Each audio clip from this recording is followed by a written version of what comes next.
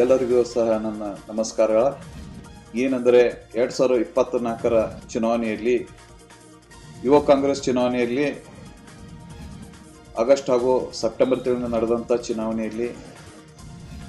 35 ವರ್ಷದ ಒಳಗಿನ ಮತದಾರರು ನಮಗೆ ಮತ ಚಲಾಯಿಸಿದ ಯುವ ಕಾಂಗ್ರೆಸ್ ಅಧ್ಯಕ್ಷ ಸ್ಥಾನಕ್ಕಾಗಿ ನಡೆದಂಥ ಚುನಾವಣೆ, ಕಾಗವಾಡ ವಿಧಾನಸಭಾ ಚುನಾವಣೆ ಅಧ್ಯಕ್ಷ ಸ್ಥಾನಕ್ಕಾಗಿ ನಾನು ಸ್ಪರ್ಧಿಸಿ ಸುಮಾರು 3127 ಮತಗಳ ಮುಖಾಂತರ ಮತ ಪಡೆದು 1801 ಮತಗಳ ಅಂತರದಿಂದ ಗೆಲುವಿಗೆ ಸಹಕರಿಸಿದಂಥ ನಮ್ಮ ಕಾಗವಾಡ ಮತಕ್ಷೇತ್ರದ ಎಲ್ಲ ನಮ್ಮ ಮತದಾರ ಬಂಧುಗಳಿಗೆ ನನ್ನ ಹೃದಯಪೂರ್ವಕವಾದ ಧನ್ಯವಾದಗಳು ಹೇಳುತ್ತಾ, ಹಾಗೂ ನಮ್ಮ ಜಿಲ್ಲಾ ಉಸ್ತುವಾರಿ ಸಚಿವರಾದ ಶ್ರೀ ಸತೀಶಣ್ಣ ಜಾರಕಿಹೊಳಿ ಅವರ ಸುಪುತ್ರರಾದ ಶ್ರೀ ರಾಹುಲಣ್ಣ ಜಾರಕಿಹೊಳಿ ಸಹ ರಾಜ್ಯ ಪ್ರಧಾನ ಕಾರ್ಯದರ್ಶಿ ಸ್ಥಾನಕ್ಕೆ ಸ್ಪರ್ಧಿಸಿ ಆಯ್ಕೆಯಾಗಿರ್ತಾರೆ. ಅವ್ರಿಗೂ ಸಹ